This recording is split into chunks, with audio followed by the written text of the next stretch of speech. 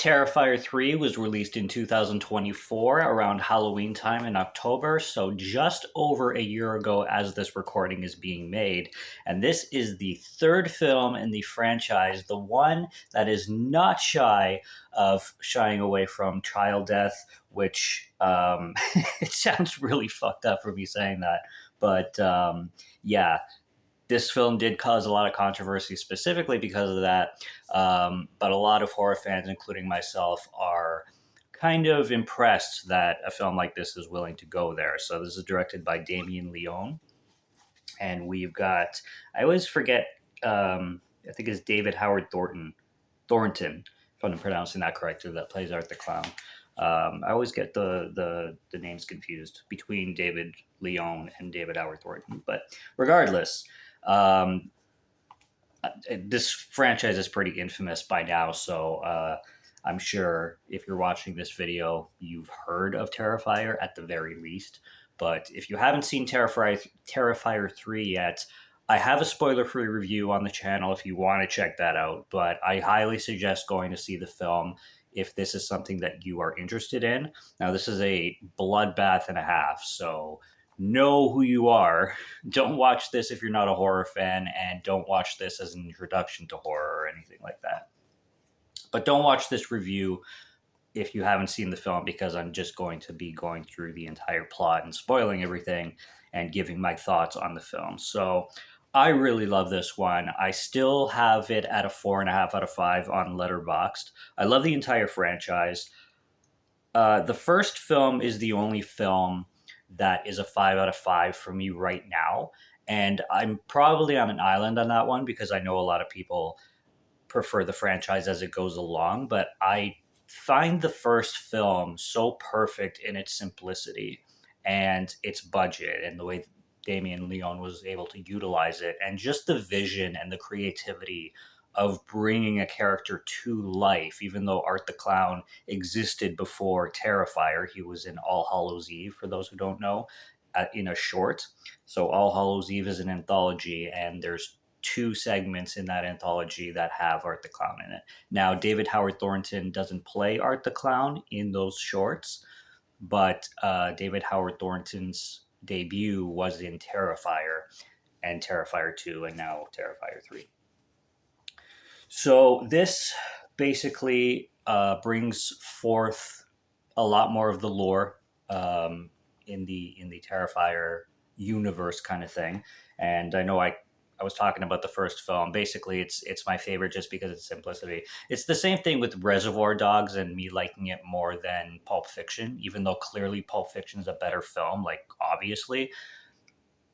With Tarantino, with what he had to do with Reservoir Dogs, I appreciate it more. Same thing with Damien Leone and Terrifier the first. I appreciate what he did with it more, with what he had to work with compared to having a big budget and being able to do what he did with 2 and 3, which are better films. But there's that appreciation more for the first entry. Anyways, getting into Terrifier 3. So we open up, of course, again, we're not shying away from anything in this. Santa Claus shows up and he's wielding an axe. He brings his big old goodie bag, and he comes in with an axe, and we got these two kids named Timmy and I think Julia. Yep, Julia is her name. And mom and dad are sleeping upstairs. It's hard to get the kids into bed, especially Julia. Julia's all excited, and the mom is, having her leave out the milk and cookies and everything. And dad is just trying to get to sleep, and she's in bed with him, and she's like, can you make sure that you eat the cookies before Julia gets up? So, at around this time, and he's just pretending to be asleep, and he's like, I don't care. Just leave me alone. I just want to sleep. Typical mom and dad with kids thing. Um, and yeah, we have Art the Clown dressed as Santa Claus just walks right into Timmy's room, and you don't see anything. It's all left to the imagination, but you hear a lot of hacks and a lot of splatters, and you know exactly what's going on with Art and Timmy and an axe. So you got Julia downstairs listening to it all. And then Art the Clown comes out of the bedroom, Timmy's bedroom, and walks into the parents' one, and he starts hacking at the father, and the mother's still sleeping. She's right beside him, but she doesn't. He doesn't scream, first of all, because I guess Art gets him either in the neck or the spine or somewhere where it stops him from being able to make any noise. And the mom just is like, she's like, "What's going on? Like, get to sleep," because he's, I guess, the bed's shaking or whatever. And she turns around, she sees the whole mess and splatter, and you get Art's first like facial expressions, at which he's genius at. There's a lot about Art, and I've always found this about Art, especially since the second film, like as soon, like basically the beginning of the second film. He's really Mr. Bean like. He is a Mr. Bean with makeup and psychotic. There's a lot of facial expressions and there's a lot of facial movements that he does that completely remind me of Rowan Atkinson. If Rowan Atkinson was a psychopath and had clown makeup on, really really good stuff. And he's just doing these amazing facial expressions and they're just so psychotic. The mother's screaming hysterically, and she runs downstairs. She's trying to get out the door. Um, Art the Clown comes behind her. He like puts her down, and then he's preparing to cut her arm off, and he's like preparing for it. He's like, one, two. He doesn't speak, but he's just like, and then he just cuts her arm right off, and she's like yelling. There's blood splatter all over the place, and then Julia's nowhere to be found. Like, where did Julia go? And the mother's just like hacked to pieces. And then Art the Clown opens up a cupboard and you see Julia inside, and it's not suggested, or it's only suggested, I should say. It's not shown what happens to Julia, but we can all take a wild guess.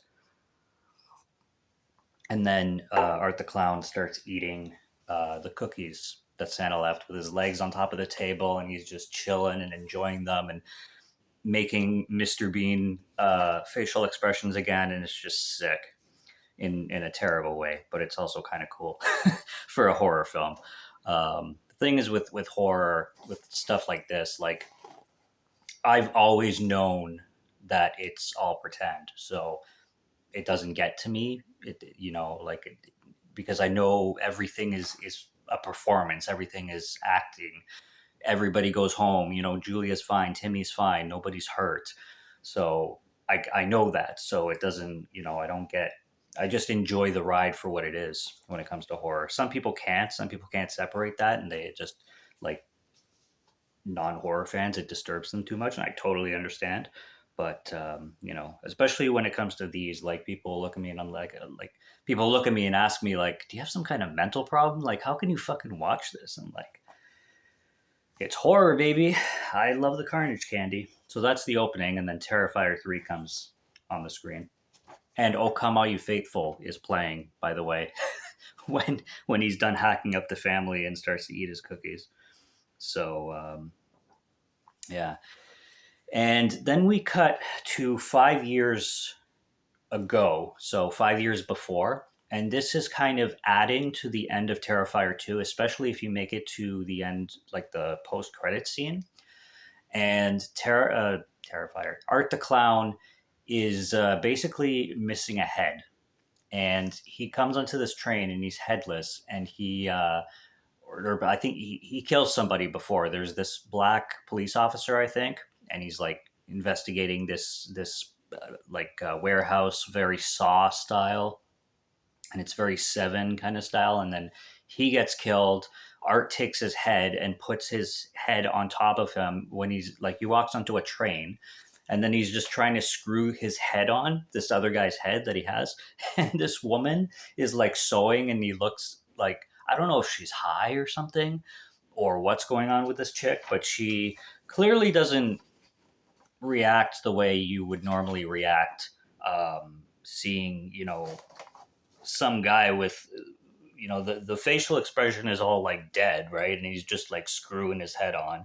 So I don't know if she thinks like this guy's on crack himself or what's going on, but he, Art, I mean, wants to get back to Victoria, who is the new villain in this not new villain, but she's in the lore. She's the interviewee who had her face melted off in the first film. And anyway, I'm not going to go watch the previous films for sure if you haven't yet, but I'm not going to go through them because that'd take forever. But Victoria, kind of, I guess, calls in Art, and Art's body shows up with the new head, but then Art's head, like Victoria has Art's head, and it's the weirdest scene because it looks like she's like Art's head is eating somebody. This is in an insane asylum. The head is eating somebody, and then there's this cord that looks like an intestine that's attached to Art's head, and the food from the body that the head is chomping on is going through this tube, and then Victoria is just sucking on it, and and she's like ingesting what the head is eating. It's so messed up. It's so weird. It's so bizarre. But Art gets his head back, and they go on a train, and they try to make it like a love, thing going on between Victoria and Art, but it's just so sick. And then this guy comes on the train dressed as Art because in this universe, Art the clown was a notorious killer and he's been missing for 5 years, kind of thing. This is where the flashback comes in. But he goes into the train, and this guy is dressed like Art the clown with the white suit and I think he's got the head piece, and he might be wearing makeup too. I forget. But yeah, so then Victoria and Art go to this abandoned building where they seemingly hibernate. And I don't know how I feel about Victoria as a character. She's definitely over the top and she's very sick, and they make her that way on purpose. And in this abandoned building kind of thing, she looks into a mirror. She starts saying things that I can't understand, and then she slams her head onto the mirror, and the mirror breaks, and then she picks up a piece of glass that's from the mirror, and then she sits in a bathtub and she hurts herself, and then just lays there and kind of goes into hibernation while Art sits down on a chair and stares out a window and hibernates himself. And then we go 5 years ahead. So that was our little interlude to fill us in on where those characters were left. And then when we go ahead, we're introduced again to Sienna. Now Sienna Shaw it's Shaw, right? Yeah, it's Shaw.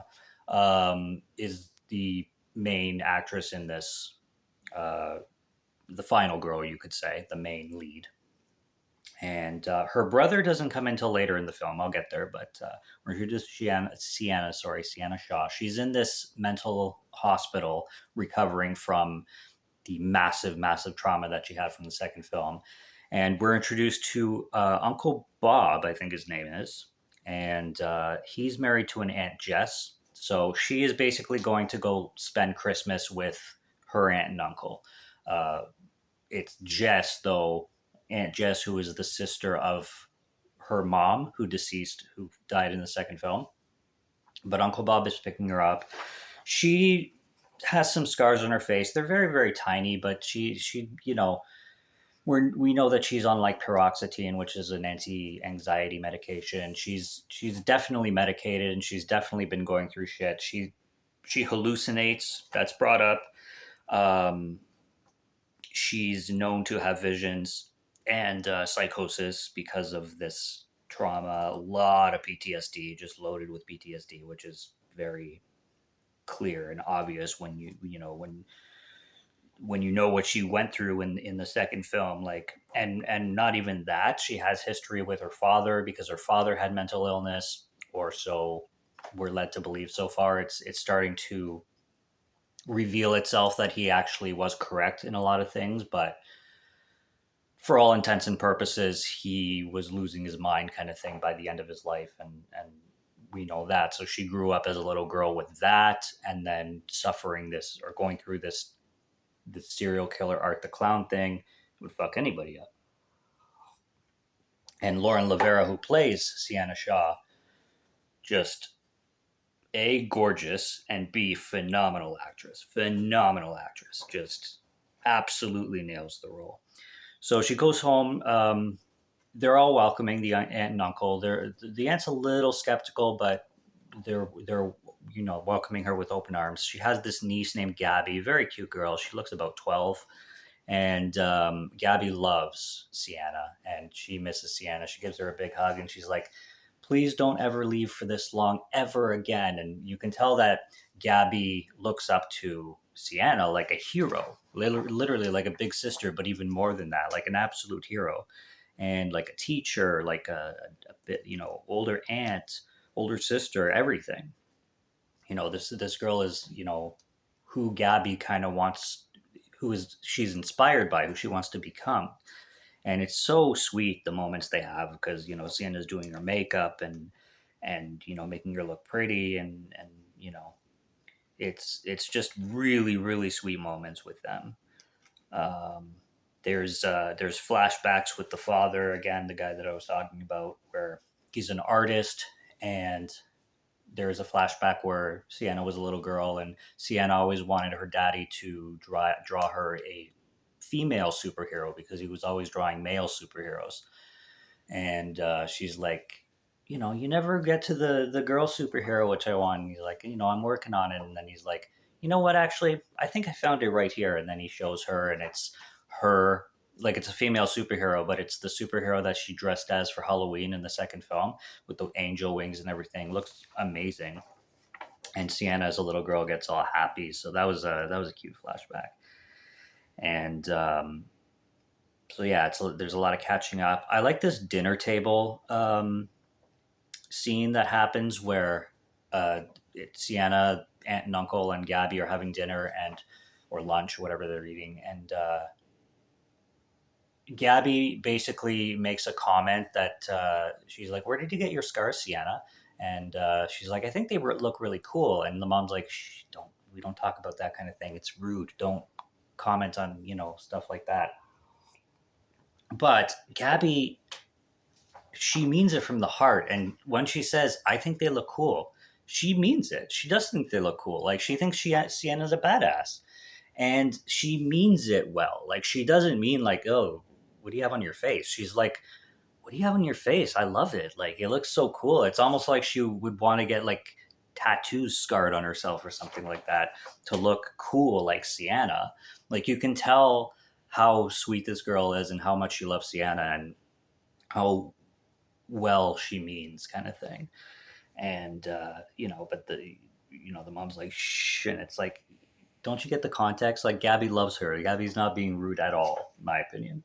Um, and then Sienna starts having a hallucination at the table of a friend of hers that died in the second film, and this girl's covered in blood, and we're talking Terrifier here, so she's like literally like it's like she poured 3 buckets of blood on herself, and then just like has skin hanging and everything. And she's like, "You gonna pass me the potatoes, Sienna? Don't act like you can't see me. I was your best friend, and you let me die," and stuff like that. And well, I'm smiling, but it's got to be terrifying if I know people actually go through that.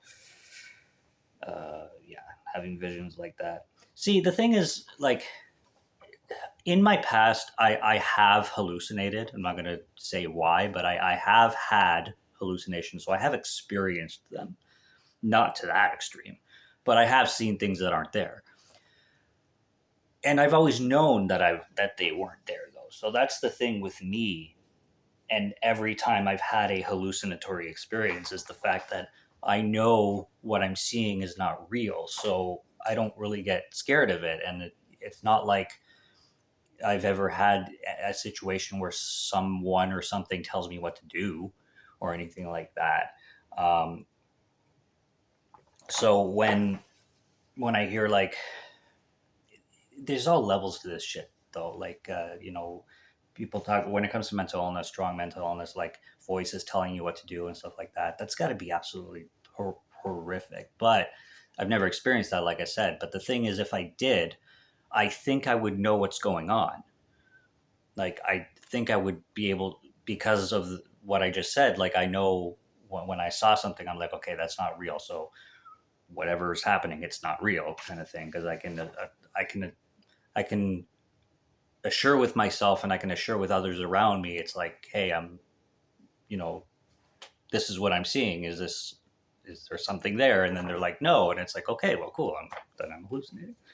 But for people who can't tell the difference, or I guess the technical way is like you lose your grip on reality, literally. I can't think of many things more scary than that. So yeah, that dinner table was cool.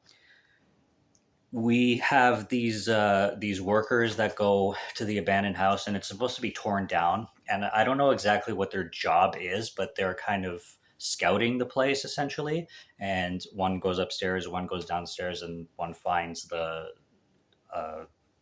one finds Art and Victoria lying in the bathtub, and Art just sitting there, and Art's got cobwebs on him and stuff, so he's literally like catatonic.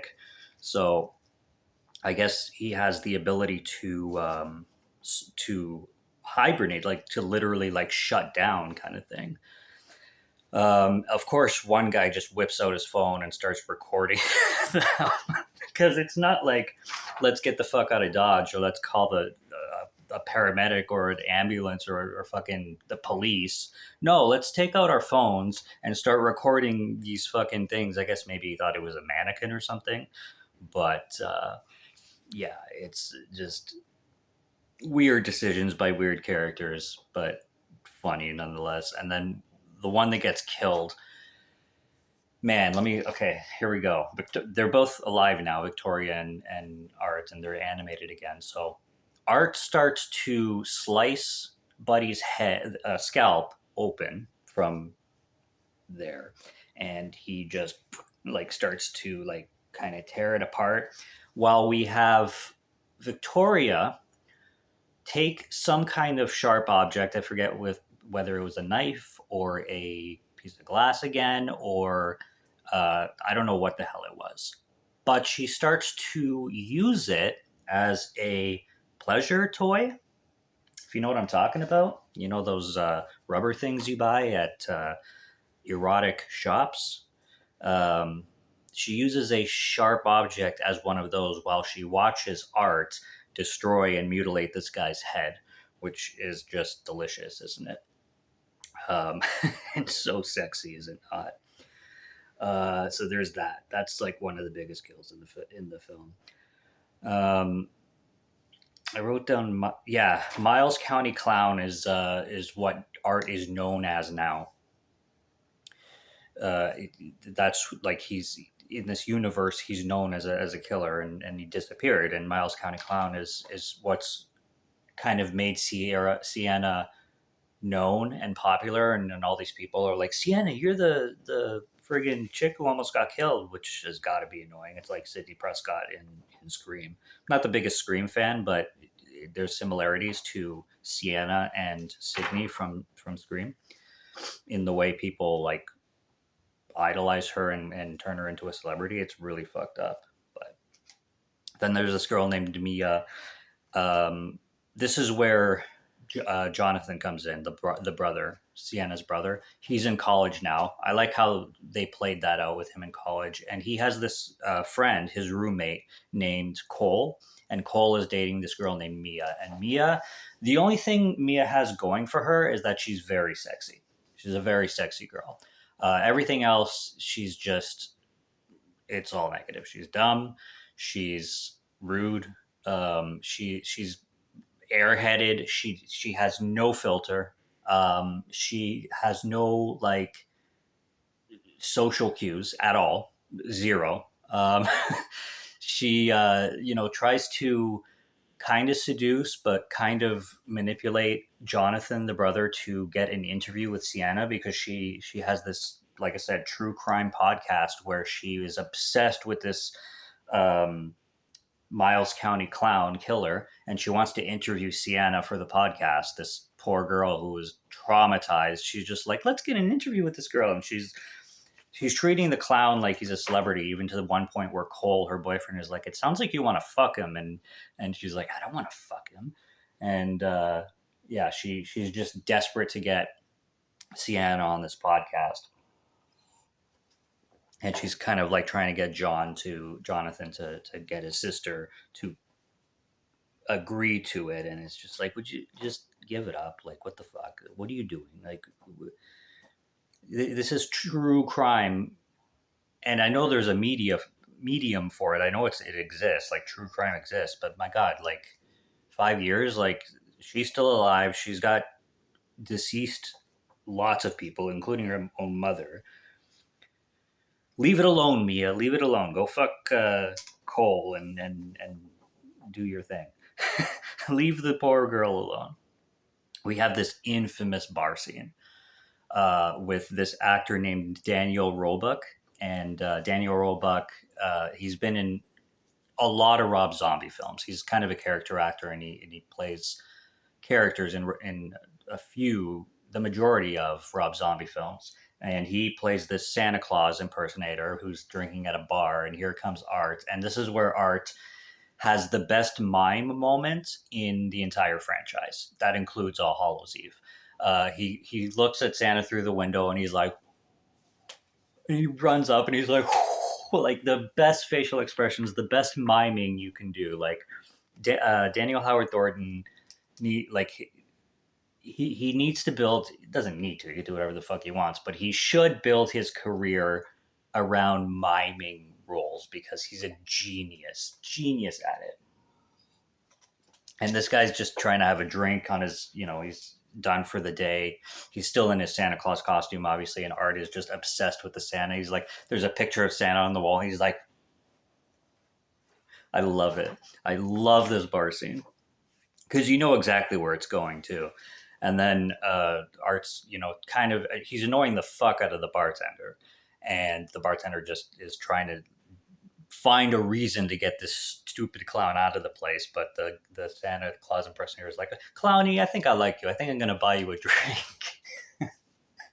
And he, Art takes the shot, and I guess he doesn't like liquor, so he just spits it right into the guy's face. And it's like a spray, like it's like a friggin' mist. It's just like he's just all over his fucking face. He's like, what the fuck is wrong with you? And Art has this thing with um, pissing and shitting, essentially. In the first film, there's this big shit moment, but he has this thing with pissing, and he's on the Santa Claus's lap, and then he pisses himself, and it runs down the dude's leg, and that's where he just freaks out, and he's like, "Get the fuck out of here!" And Art goes to his bag of goodies, and like, because he's always has this bag of goodies, and he's always pulling random stuff out of it, and it's his trademark. That's what he does in all the films. But he goes to the bag, and he grabs a handgun, and he just and he blows somebody away, and blows the bartender away too. There's the bartender, and then there's this other guy that gets killed, and then there's the Santa Claus impersonator. And he starts to interrogate the Santa Claus impersonator. And a lot of people complain about the gun, but I'm telling you, the gun was first introduced in All Hallows Eve, and I loved it. Okay, when he's in the car and then he brings out the gun, and I'm like, that's cool. And the sound effect that they used for the gun is really cool too. Like he's a slasher villain, but the handgun works. It works really well. And then it came back in the original Terrifier, same way, and the same sound effect. And Art's face when he uses the gun is very like monotone, but he's just like very evil looking, sulky. And I love the handgun. I love, a lot of people bitch about it because slashers don't use guns. It's like, okay, well, sure, classically, technically, I mean, generally they don't, but the handgun for Art is a good trademark, and it's not like he uses it all the time. He brings it usually only one scene in each film, and it's for a specific moment, for a specific reason that works. Like, and it's always a surprise. He always brings it out as a surprise. Like when you least expect him to bring out a gun, that's when he brings out the gun. And it's not like, you know, it's not like something extravagant. Like I think there should be one point. Actually, he does. I was going to say there should be one point where he uses a Tommy gun because that would be cool. But he does in the dream sequence of the Clown Cafe or whatever the fuck that was. That's a little weird. I don't know how I feel about the Clown Cafe, but maybe they'll get more into that later. But the handgun All I'm saying is it's really, really cool that they added that. I have no issues with it whatsoever. So yeah, then he interrogates him with the sulky face again, and the clown impersonator or the Santa Claus impersonator is like shitting himself, and then he gets tied to a chair. And in this movie, Art the Clown discovered CO2 um, tanks, so he uses it to freeze Buddy's feet, and then he like breaks Buddy's feet because there's a scene earlier where he tried it on a rat, and he freezes the rat with CO2, and then he breaks the rat like ice and blood. And he does the same thing to this Santa Claus with his feet and then his arms and then his face at one point, and it's gruesome and it's practical effects galore, just mint gore and everything, and everything's practical, and it just looks so cool and disgusting, and like it would be the most painful thing that you could possibly go through. We got the mall scene. The mall scene is one of the most controversial scenes in the film, where Sienna sees Art for the first time, and he has a mask on. He has a Santa Claus mask. It's one of those cheap plastic Santa Claus masks, and then he has the Santa Claus suit. But she knows. She knows. She knows his walk. You got a tear coming down her face. She knows who the fuck this guy is, and she knows he's back. It's creepy. They do somber music with it, and it's just messed up. But he is dressed as Santa Claus, and then when the Santa Claus impersonator who's entertaining all the kids goes on break, Art just randomly goes and sits down, and he's smiling, and one little girl actually thinks he's Santa Claus. I don't know what little girl thinks Santa Claus wears clown makeup and has black all over his friggin' lips and like looks like a psycho. But yeah, she's like, "Hi, Santa," and everything, and it's all these kids come running because he takes something out of his bag and gives it to the little girl, and then the kids like, "Santa's giving away free presents," and they all come running and storming, and Art the Clown makes some facial expressions, and it's controversial, I'm sure as everybody knows, because one of the presents has a bomb, and the bomb goes off, and there's a lot of children around, and none of these children are really over 12, probably not even over 10. And then you see the aftermath, and you see a lot of parts everywhere, innards and outards. Is outards a word? Innards, and you know what I mean, parts, and yeah. Like I said, it doesn't shy away from child death, and some people are going to have a problem with that, and I don't blame them. I mean, you know, again, when I'm speaking for myself, I can separate the movie like it's just a movie. I'm sure on set, I'm sure those kids are having a blast. Honestly, like if I was a child actor, I know I would have a blast. Like they're taken care of, they're treated very well. It's just a movie set. It's just pretend. It's Halloween kind of thing. But some people can't separate that, and then it's like fucked up. You know what I mean? And it is fucked up. Like to think about if that actually happened, that'd be a whole different story. I don't like to think about it. I don't like to think about the real stuff. I escape with horror movies. And then we have Joy to the World playing again. If I could put music on YouTube, I would like finish describing these horrific scenes, and then I would actually play "Joy to the world, the Lord has come. Let earth receive our King." Can't really do the highest voice, obviously, but I would put the music on right after I describe something horrific.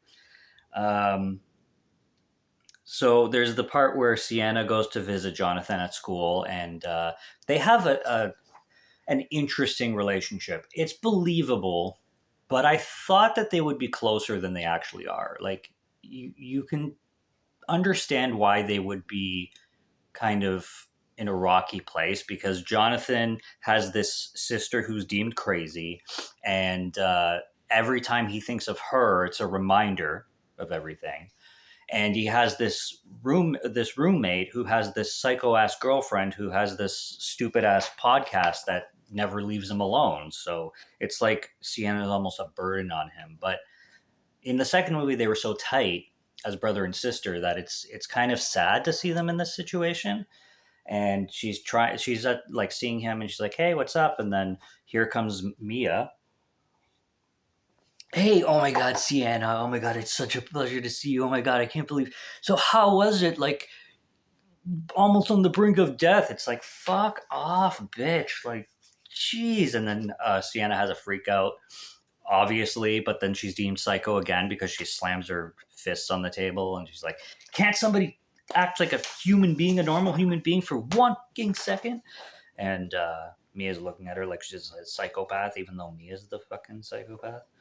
And then they go to this chapel, which is ironic because uh, I forget who pulls who. Either Sienna pulls Jonathan into the chapel or Jonathan pulls Sienna into the chapel so they can argue and talk in private. And it's just ironic because they go into this chapel and they're in front of this pew and then they're starting to like swear and everything. And I don't know. I was raised Roman Catholic. I'm not religious or anything because I'm a lapsed Catholic, which means I don't practice. But I was raised it, and it's like you don't swear in church. Like, I always just get like so. It gives me the ick because it's just a respect thing.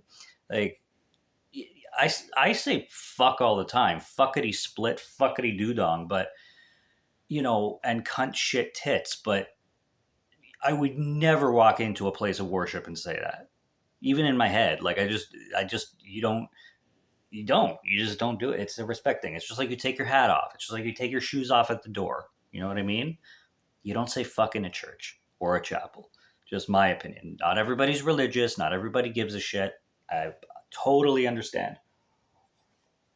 But for me, when I see like scenes like that, it's like, can you just like take 5 minutes without saying the word fuck because of where you are? Or go somewhere else? Like, why the chapel? Why did you have to go like argue in the chapel? Anyway, that's just how I think. But they get it all out, and Jonathan used to write her letters about um, demons and stuff like that, and he used to research demons and lore and stuff like that. And there's really good quotes in this scene. It's like, if a demon enters this world in the flesh, a counterpart must be appointed to stop it from becoming too powerful, which the counterpoint in this case would have been Sienna. And this is where we get the back lore with more of the father. Like, the father built a sword for Sienna and made her that costume, and it was kind of leading to Sienna being the hero, kind of the catalyst who was gonna put or defeat Art. It's like this whole lore of like mythology and evil versus good kind of thing, which I find so cool. And it's starting to seem like Art the Clown is the soul, or the a demons don't have souls, I don't think, but a demon taking over the body of a serial killer. So I guess Art might have been a serial killer or in human form, and then the demon got him, whatever. And then that's where everything went all supernatural. And same with Victoria. Pretty sure the same thing happened to her. So these demons they can't come into the physical world by themselves. So they need a vessel, such as Art and Victoria. And then with Sienna seemingly becoming the catalyst for defeating this evil, whatever. Um, it, uh, I love how they're building that lore, and I just love how they're going with that. This video is going long, I know, but I'm gonna see. I'm gonna try to wrap it up. I'm not gonna go over an hour, that's for sure, but we'll see how long it goes. But I know this is going quite a bit. Tom Savini makes a cameo in this as somebody being interviewed on the news. I love how they brought him in. There's the shower scene. I can't not talk about the shower scene because Mia gets her comings. And it's a really sexy scene too, though. And everything about that scene is hilarious because, first of all, Cole and Mia are arguing because Cole is like, listen, you need to chill. Like, the way you treated Sienna is kind of fucked up. And it is. And she's like, and this is where, he's like, it sounds like you want to fuck Art the Clown. She's like, I don't want to fuck him. And Art the Clown comes in, but he's hiding. He's around the corner kind of thing. So you can hear the conversation, but he's just there. And she's like, I just love this killer so much. He's like the greatest thing since like Jack the Ripper. And then Art the Clown is listening, and he's just like, and he's like, oh, stop. He's like, just mimes again. And when she says, "I don't want to fuck him," Art the Clown's just like, and so they're arguing, and then she seduces him, and then they go shower together, and the shower scene is cool because she's fully naked, and it's hot, and you see her boobs a bit, but it'd be nice if you get a little bit of full frontal, but you don't. Her leg is kind of in a position where it covers her pussy and everything. Um, they're fucking though. It's still hot. It's a really hot scene, and then Art the Clown goes into his goodie bag, busts out a good old chainsaw, and just starts hacking them all up to pieces. And yeah, so like she's just getting it. Like he's almost using it as a fucking bat. Like it's running and everything, and he's just hacking her up. Buddy gets his arm cut off, and he like slips, and one of his bones breaks, and it's disgusting. And then for everybody who remembers the infamous scene in the first film where the girl gets split in half, upside down, Catherine Corcoran is the actress. Where there is, look up some controversy on that, because there is some controversy with Catherine Corcoran, if I'm pronouncing her name correctly, involving that, which is interesting. I didn't dive into it too much, but apparently there was some non-consenting going on or something like that. Anyways, I'm not going to get into it, but go look it up. That scene is getting more controversy lately than it has before. It's always been controversial for the scene itself, but behind the scenes it's starting to get controversial. Regardless, I'm not talking about that. In this one, the same thing happens to the guy, and in a different way, but it's kind of like, it's cool because they did it to the chick in the first one, and now a man gets the same thing. So like he suffers the same fate, except he gets his balls cut through, and it's like he gets cut in half the same way, but it's the contrary, right? It happened to a girl, now it's happening to a dude. And then Art the Clown lies on the ground and starts making a snow angel, or a blood angel, sorry. In the vein, in the tradition of a snow angel, how you would make a snow angel, but he makes it with the blood. So that was hilarious. And then you see him try to track down Jonathan because, Sienna watches the news. She knows Art the Clown is back. They're trying to get Jonathan. She has a freak out. They're trying to get Jonathan from the college home. Uncle Bob goes to pick him up. He doesn't seem to be there. And then eventually we have this finale at the home of Uncle Bob and Aunt Jess. I think it's Uncle Bob, if I'm not mistaken. If it's a different name, correct me. But I think it's Uncle Bob and then Aunt Jess.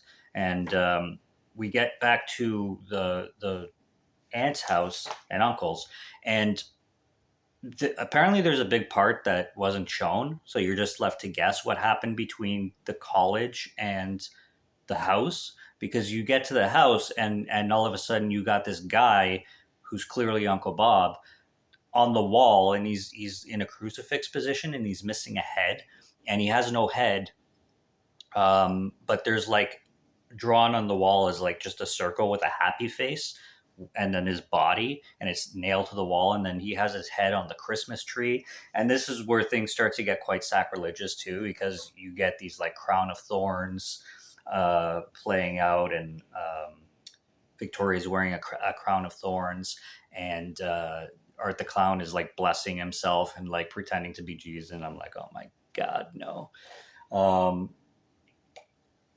Really, really blasphemous stuff.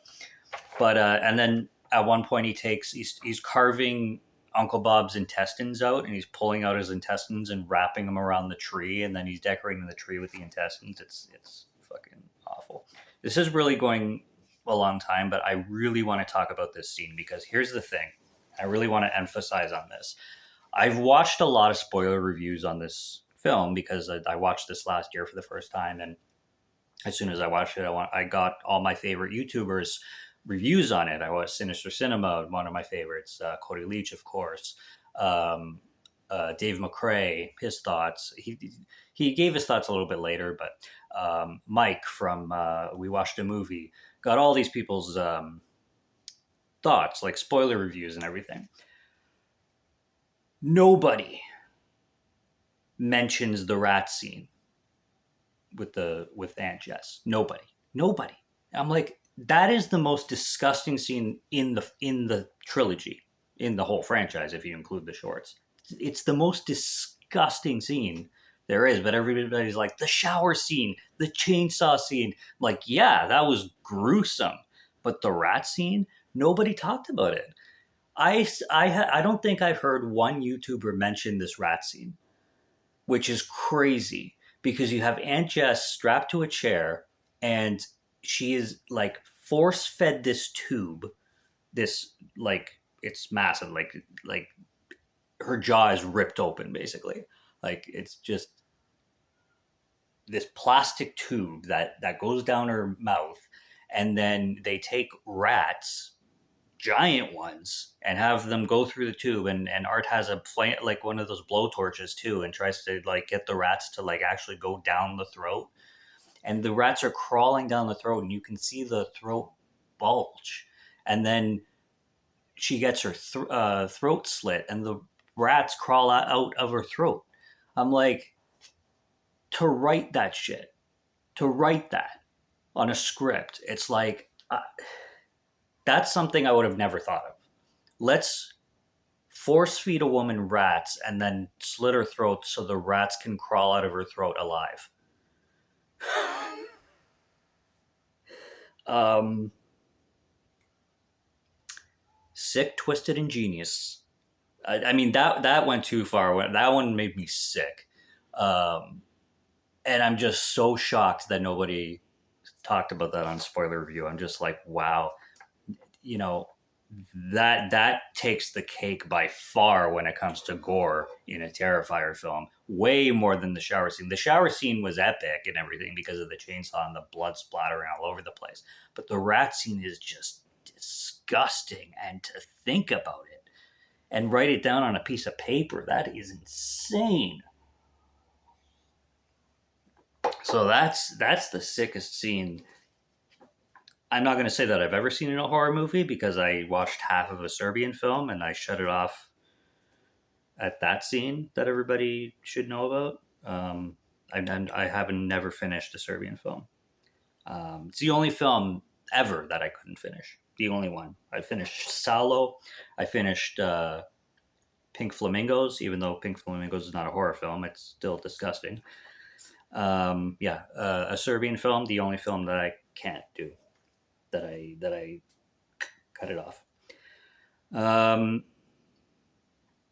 So yeah, it's, and then we have Sienna strapped to a chair, and she's just again watching all these horrific things go on, and it's teased that Gabby's skull is in this bird cage, but then they say like, psych, just kidding, it's not Abby, because then they have Abby, and Abby is like, she's being held by, is it Victoria that's holding her? I don't know.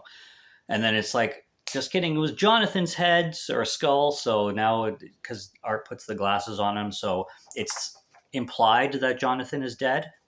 He may come back in the fourth and we could have another psych moment, but as for now, it's implied that Jonathan is dead. And we have this moment where there's this present under the tree, and Gabby's like, "Oh, I want to open that present." She's like, then Victoria's like, "Okay, you can open your last present," and she's all evil and shit.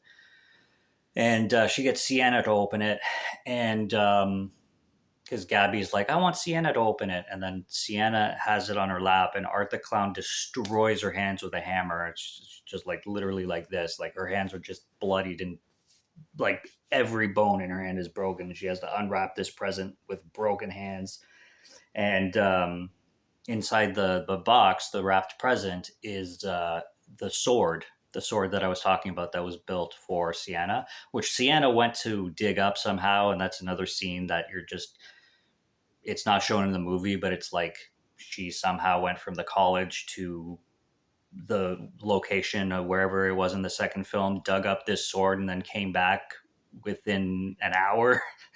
So it doesn't really make much sense. But anyway, she got her, and then she wrapped it up too somehow, or somebody wrapped it up. But so point is, she has her hands on the magical sword now, so she uses that to slice uh, Art the Clown's head off and destroy Victoria for the time being.